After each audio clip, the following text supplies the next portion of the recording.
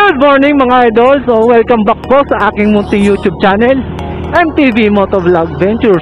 Siyempre po, para po sa mga first time pa lang pong nakabisita sa aking channel at nakakapanood, please don't forget to subscribe and hit the bell button para naman po kayo updated kayo once na may bago tayong upload na video. So kumusta mga idol? Anong balita sa atin at anong balita sa inyo? So ang balita sa atin sa wakas nakapag-ride na naman tayo, at syempre dahil nga nakapag-ride tayo, makakagawa na naman tayo ng panibagong video for today's vlog. So yun mga idol, as of now nandito kami sa PAMI Infanta Road para pumunta sa Infanta. So mga idol, para sabihin ko sa inyo, wala talaga kaming pinaka final destination ni Mrs. Yun, kasama ko na naman nga pala ang aking official back ride na si Mrs. Syempre wala naman tayong ibang laging kasama, si Mrs. lamang. Yan mga idol, sabi ko nga pupunta tayo ng Infanta pero wala tayong pinaka sure na pupuntahan. Naisipan lang namin ni Mrs. na mag-rides, nature rides ngayong Sabado dahil nga medyo matagal-tagal na rin kami na walang rides o walang gala. Ang huli ata namin gala ay last July pa, nung birthday month namin ni Mrs. So ngayon mga idol, pupunta tayong Infanta, at kung saan tayo mapadpad banda roon, titingnan natin kung ano ang ating pwedeng maihandog sa inyo na tanawin o video para sa aking panibagong vlog. Dahil nga matagal-tagal na tayong hindi nakagawa ng vlog, sisikapin natin na makapag-post at makapag-edit ng maganda-ganda. Yun, as usual, papakita namin yung kagandahan ng paligid dito sa parting South Infanta, Quezon o Real, kung saan man tayo mapadpad. At syempre kung papalarin at makapagpalipad tayo ng drone para makakuha tayo ng magandang aerial shot, magpapalipad tayo. So paano mga idol, it's good to be back. At syempre update na lang once siguro nandun na kami ni Mrs. sa pinaka lugar na pupuntahan namin. Ewan kung mag-deditor lang ba kami o kung mauwi sa overnight, kung maganda yung lugar na pupuntahan namin. So paano mga idol, bali focus muna tayo dito sa daan. At syempre nanamnamin din muna namin yung ganda ng paligid dito sa PAMI Infanta Road. So paano mga idol, muli MTV Motovlog Ventures, it's good to be back. Peace and salute. Para lang palang kaliraya din yung daan dito papuntang Infanta pag dito ka sa PAMI dadaan. Kasi mga idol, nung first time naming makapunta sa Infanta dito sa parting Little Baguio, doon kami duman sa Santa Maria, medyo rough road. Tapos yun, dito naman sementado. Tapos madaming twisties, parang dito sa kaliraya yung paakyat, ganun din dito mga idol. Pero sementado siya, hindi katulad dun sa Santa Maria na medyo rough road. Infanta Gaming for today's video. Sarap ang simoy ng hangin. Twisties. So mga idol, ayon sa mapa, madami tayong twisties na dadaanan. Mapapalaban si Jinda, nakapunta din sa Infanta. You know, welcome Laguna, Quezon Land Grant University of the Philippines. Sarap dito Woohoo! Eto na, ang ganda-ganda na ng daan. A few moments later.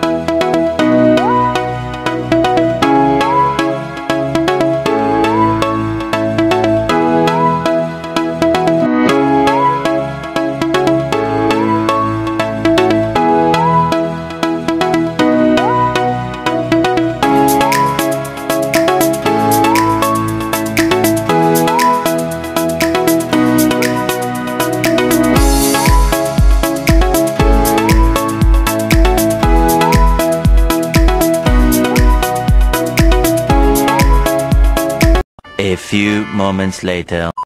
Kanina nga pala mga idol, bali hindi na ako nakapag-vlog habang papunta kami dito ni Macy's dahil nga nalobat na yung aking SJ cam. Tapos yun, medyo nag-focus muna tayo sa daan dahil medyo hindi natin kabisado yung daan. Bali umikot kami mula Real hanggang Infanta Quezon dito. Umikot kami. Then kanina mga around tanghali, mga 12 to 2 nagpahinga kami sa isang resort sa may Real. Yung nakalimutan ko na yung pangalan pero ano siya, tabing dagat. Nagpahinga kami doon ng mga 3 hours siguro dahil nga pagod na rin ako at wala pa rin tulog, so minabuti muna namin ni Miss na magtrabaho doon para makapagpahinga. Then exactly 2 PM yun, bumiyahe na kami ni Mrs. at paikot dito sa Infanta kung saan nakita nga namin tong Hidden Paradise Resort. So dito na muna kami papalipas ng gabi. Yun mga idol, pahinga muna tayo, update na lang ulit. Peace out. So yun nga mga idol, bali nandito na kami sa Hidden Paradise Resort. Minabuti namin ni Macy's na dito na muna magpalipas ng gabi dahil nga mahaba-haba pa rin naman ang tatahakin namin. Pagod na kaming dalawa sa biyahe dahil nga ako wala pa rin akong tulog, galing pa ako sa trabaho. Kaya ito, napadan kami dito sa Infanta along the ano lang to, highway. Actually 4 silang tiningnan namin tabi-tabi, Pinlock, Hidden Paradise, saka Kakawayan, tapos yung Lola's Haven dito sa Infanta. So ito ang pinaka nagustuhan namin ni Mrs. Del, tahimik at kahit pa paano may privacy kami, tapos konti lang yung tao.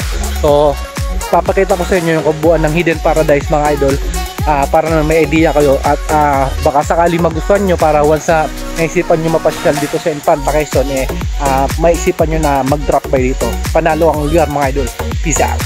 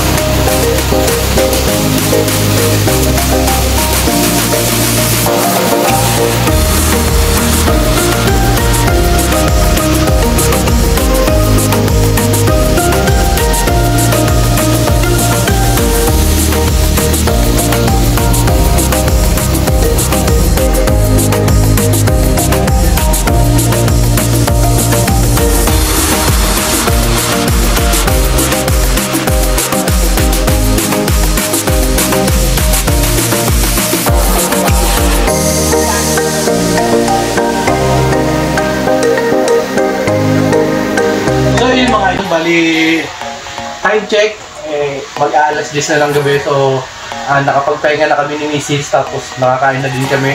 Medyo ginabi na kami dahil nga napagod kami sa biyahe. Tapos, lalo na sa akin, medyo wala pa akong tulog. Tapos, galing pa akong trabaho kaya nagpahinga muna kami ni Mrs.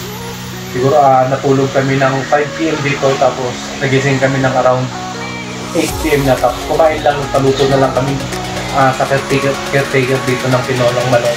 Tapos kape, tapos yun, pagkakain namin yun, maliligo na kami. Tapos ito nga pala mga idol yung kwarto namin, yan sila, yung cabin nila, good for family na to. For 12 hours siya ay kakalaga ng, alam ko, 2,000, good for 12 hours siya. Tapos kung magdadagdag kayo ng oras, since 4 PM kami ni Mrs. nag-check-in dito, yun daw ay 4 to 4 dapat, pero may additional free 1 hour, so naging 4 to 5 AM. Tapos kami ni Mrs. ng additional 2 hours, 150 per hours. So bali 2-3 yung binayaran namin dito sa cabin na to. Good for family na siya mga idol. Ito siya, So, may kama na, tapos may additional na beddings. Tapos meron siyang parang mini dining. Dito kami kumain ni Mrs. Tapos ipapakita ko sa inyo sa labas yung night view ng pinaka-pool nila. Yun. Yung ilaw kung gaano kaganda. Tingnan niyo mga idol. Tara! So ayun mga idol, bali ito ang view ng Hidden Paradise Resort dito sa Infanta tuwing gabi. Yan mga idol. Sobrang linaw ng tubig at sobrang lamig. Ayun siya mga idol. Running water siya, tapos ayun yung pinaka namin, pinaka cabin, yung gitna yung bukas ang pinto. Ayun yung nagkakalaga ng 2,000 for 12 hours na siya pag gabi. Tapos nagad kami ng additional 300 for additional 2 hours na stay. Ayun siya. Yun ang aking misis. Nakagala na naman si madam. Ayos naman dito mga idol. Bali hindi siya ganun ka-crowded. Tapos tahimik talaga. Payapa lang ang paligid. Hindi masyadong mahangin. Although malamig yung tubig, caring naman dahil mainit naman kami sa biyahe namin. Kaya tamang refreshing na tubig.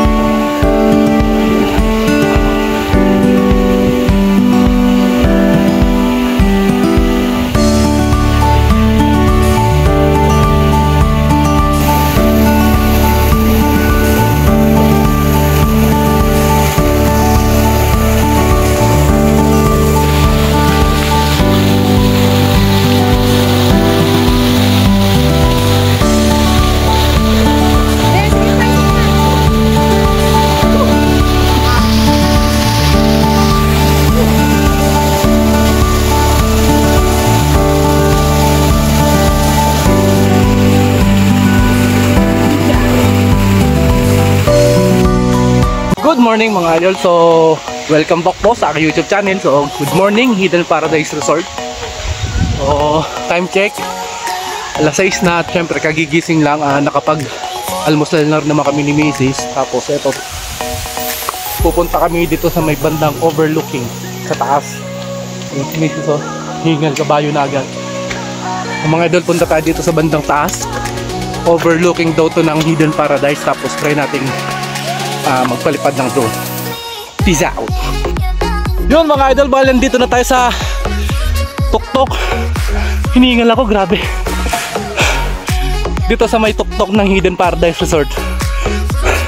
So ito daw yung overlooking nila dito sa taas. Napakaganda mga idol, grabe. Papakita ko sa inyo yung 360 view tapos drone view. Yung aerial view natin. So, peace out.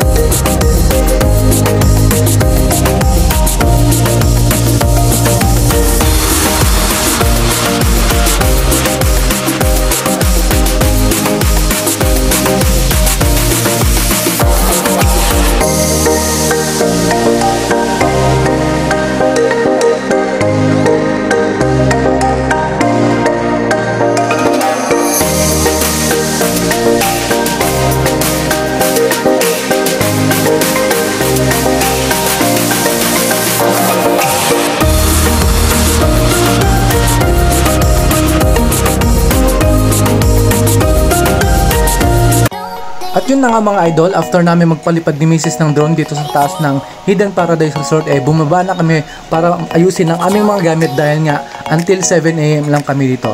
At yung mga idol, sa pag-uwi namin, dito pa rin kami dumaan sa Infanta papuntang KM90 kung saan ang labas na namin ay dito sa Santa Maria at pauwi na nga sa Santa Rosa, Laguna. So paano mga idol, muli maraming salamat po sa mga patuloy na sumusuporta sa ating munting channel kahit na bihirang-bihira tayo mag-upload ng mga video dahil nga busy tayo nitong mga nakarang araw. Maraming salamat pa rin po. At muli, nakagawa na naman tayo ng panibagong travel vlog dahil nga sabi nga, we don't wait memories to come, we make them. So paano mga idol, hanggang sa muli, MTV Motovlog Ventures signing out. Peace and salute.